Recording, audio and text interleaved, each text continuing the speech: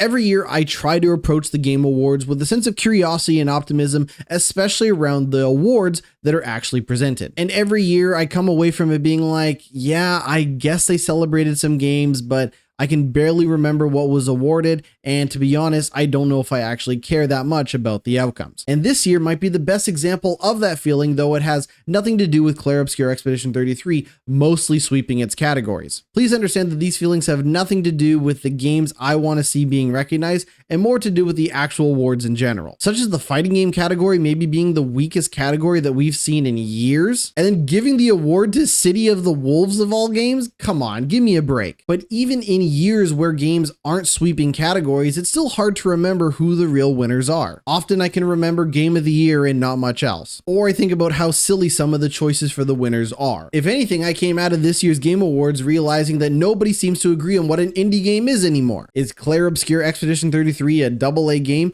or is it actually an indie game? Can indie games only be self-published? And I think the Game Awards only further muddies its own categories in a way that makes the whole awards aspect of the Game Awards just seem completely silly. Look, there are people that made beautiful games this year that worked their absolute asses off and deserve to be recognized. But I think this year was another great example of the awards aspect of the Game Awards being more of an afterthought than anything else.